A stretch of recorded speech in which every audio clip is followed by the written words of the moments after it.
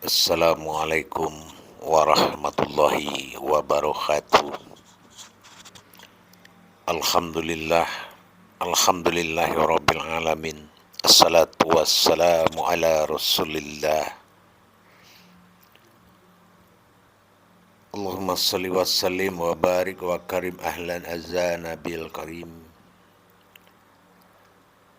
Subhanal malikul quddus subhanatil izzat wa azamati wa heibati wal kudrat wal sultan wal kamal wal jamal. Bersyukur kita kepada Allah dengan mengucapkan alhamdulillahirabbil alamin atas segala limpahan karunia rahmah dan hidayahnya sehingga kita dapat menjalankan perintahnya, beribadah, beramal. Dalam hal ini marilah sama-sama kita panjatkan salam dan salawat kita kepada junjungan kita Nabi Allah, Nabi akhirul zaman, Rasulullah Muhammad sallallahu alaihi wasallam. Allahumma sholli ala sayyidina Muhammad wa ala alihi sayyidina Muhammad. Para hadirin pemirsa yang menyaksikan tayangan channel kita Buya Pasaman Timur dalam makom Majelis Zikir Ma'rifatullah. Insyaallah pada kesempatan ini saya akan berbagi wawasan sembari mengingatkan kepada kita sesama agar setiap amal yang dituju afdol hendaknya dan setiap ibadah yang dijalankan mabrur hendaknya. Untuk mencapai afdol dan mabrur ini perlu ilmu pengetahuan. Tauhid ilahiyah berhubungan dengan Allah adalah salah satu solusi mengkaji hal yang tersirat, mengenal hal yang hakikat, menjalankan hal yang bertarikat, memahami yang bermakrifat. Itu adalah kewajiban umat Islam. Untuk tayangan ini saya akan berbagi wawasan tentang makna hakikat Al-Fatihah di dalam mendirikan sholat. Seperti yang pernah saya sampaikan, Al-Fatihah ini dilihat dari tersuratnya secara syariat dia berupa ayat. Dan ayat dia akan berupa qauliyah. Qauliyah akan ditingkatkan dia berupa munajat. Setelah munajat, maka ayat ini akan menjadi ma'rifat. Disinilah perlu kita memahami bahwasanya apabila kata Rasulullah, bacalah Al-Quran dikala engkau berdiri, inilah Al-Fatihah sebagai umul Al-Quran. Al-Fatihah dalam salat bersifat Fatihatun Nasun, yaitu kekuatan Allah pada diri manusia. Allah dalam batin bertajali kepada zatnya, itulah Al-Fatihah. Setelah kita melakukan takbir, lenyapnya asma dan munculnya husna, ihsan berdiri. Setelah tubuh hakikat itu berdiri, maka datanglah Allah bertajali sirullah dengan mendirikan 7 sifat di dalam diri kita. Supaya apa? Supaya kita mendapatkan diri yang sebenar-benar diri yang akan dipersembahkan, yang akan beribadah dan menghadap Allah. Diri itu terbentuk dari Al-Fatihah. Diri itu adalah fatihahnya Allah. Fa itu adalah batin. Ti itu perjalanan, ha itu adalah zat. Jadi setelah terjadi nafi isbat dalam takbir Allahu Akbar, berdirilah batang tubuh rohani dan nurani, tetapi belum menjadi batang tubuh sifat. Setelah kita nyatakan keberadaan inna sholati wa nusuki wa mahyaya wa mamati lillahi rabbil alamin. Rabbil alamin ini adalah suku kata dari jamak 3. Adanya rohani dan nurani yang berdiri, tetapi belum menjadi hamba bagi Allah sebelum datang tubuh sifat. 7 sifat batin akan masuk ke dalam diri yang rohani dan nurani kita. Inilah Al-Fatihah setelah beribadah sholat. Di dalam sholat ini kita mendirikan 7 sifat tubuh halusnya Allah dalam kehambaan ihsan diri. Disempurnakan oleh 7 sifat 7 kali kedatangan batin dari kolbi. Bismillahirrahmanirrahim. Maka sir, zat, dan nur bismillah bersifat Allah, bersifat Tuhan. Hei Rahman, menuju zatnya Allah, yaitu rohaninya Muhammad. Dari 4 kodrat di Wadi Mani-Manikam. Mani Rahim, Hir Rahim, Bismillahirrahmanirrahim. Maka batin Allah tadi, sir itu, ba masuk ke dalam zat, alif masuk ke dalam nyawa, sin masuk ke dalam nur jasad. Nirrahim menjadi 3 kodrat, batin, zat, dan nur. Setelah batin meliputi batang tubuh, maka lengkap sudahlah batin, zat, dan nur berdiri, yaitu batang tubuh hakikat. Alhamdulillahirabbil alamin, Allah memberikan kekuatan zatnya meliputi sekalian alam. Inilah zat kunal.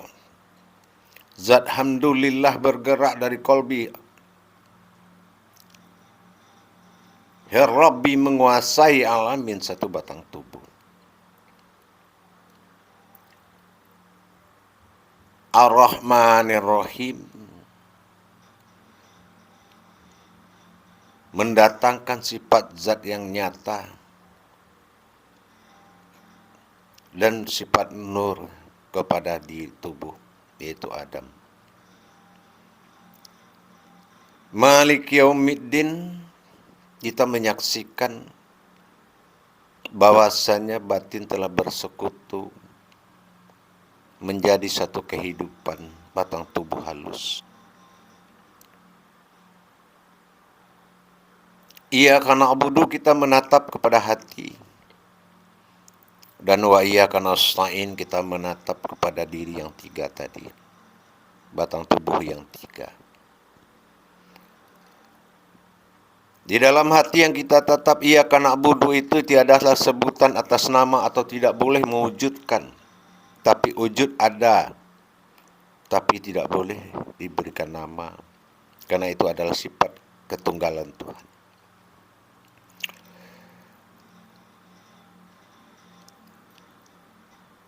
Ihdinas siratal mustaqim. Maka kita melihat zat sir yang berdiam dinamakan ihdin, memperjalankan. Nas adalah manusia, sirat di jalan tersirat, mustaqim di jalan yang lurus, yaitu nyawa lurus ke dalam diri, terpaut ke dalam kolbi. Setelah itu barulah kita melanjutkan ayat berikutnya. Siratal ladzina an'amta alaihim, yaitu jalan suci. An'am adalah jalan batin, ta'ala itu Tuhan, him itu adalah jasad atau rahim. Di sini jasad didatangi oleh batin menjadi alam batinnya Allah.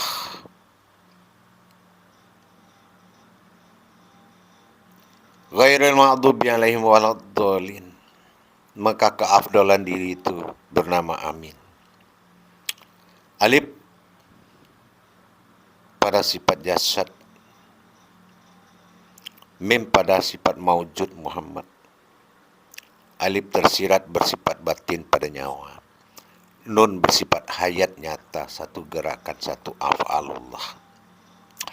Jadi dalam menjalankan Al-Fatihah di dalam sholat, kita mendapatkan 7 kebangkitan batin Allah menuju 3 sifat diri. Menuju 3 sifat diri, yaitu batin, zat, dan nurnya Allah. Disempurnakan menjadi 7 hayatullah. Qudrat, iradat, ilmu, sama, basar, kalam, hayat.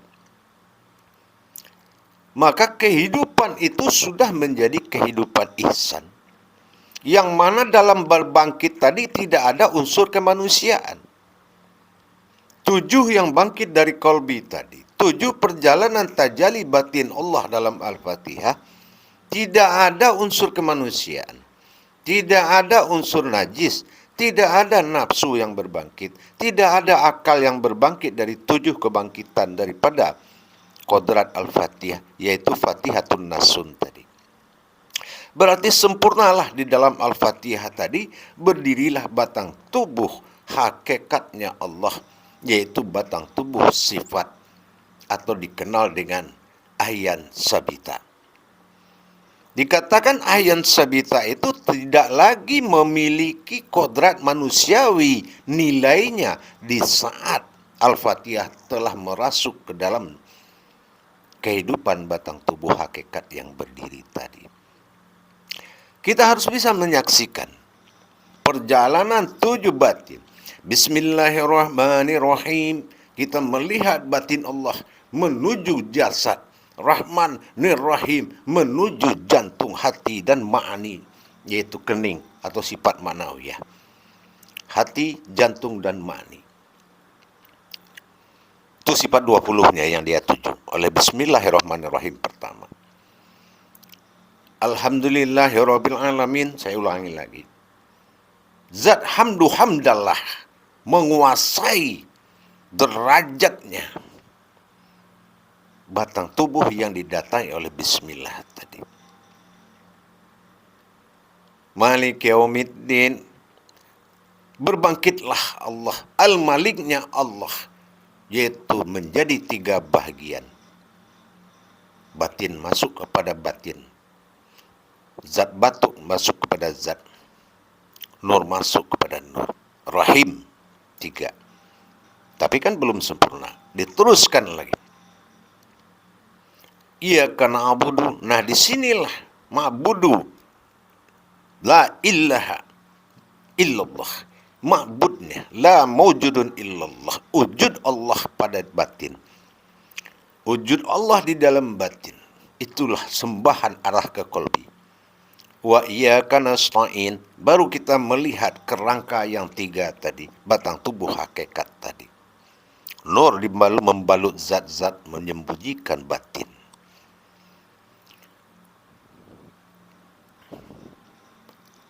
Di sini kita sudah paham.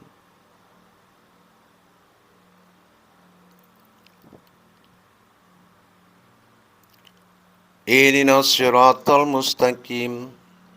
Itu adalah nama sirnya Allah dalam derajat penyembahan. Nama derajat Tuhan dalam sifat Allah. Derajat sifat Allah dalam bertajalli hayat.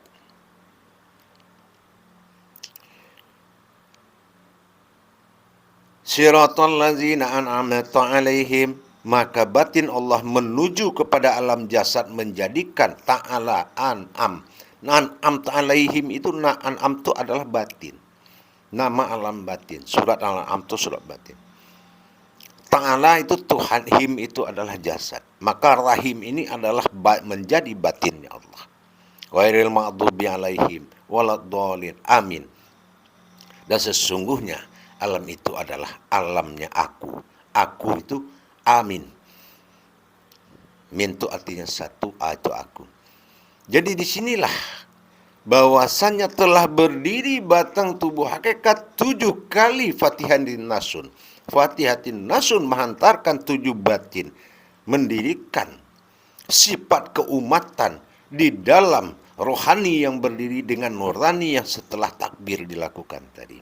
Maka masuklah 7 sifat menjadi kodrat, iradat, ilmu, sama, basar, kalam, hayat.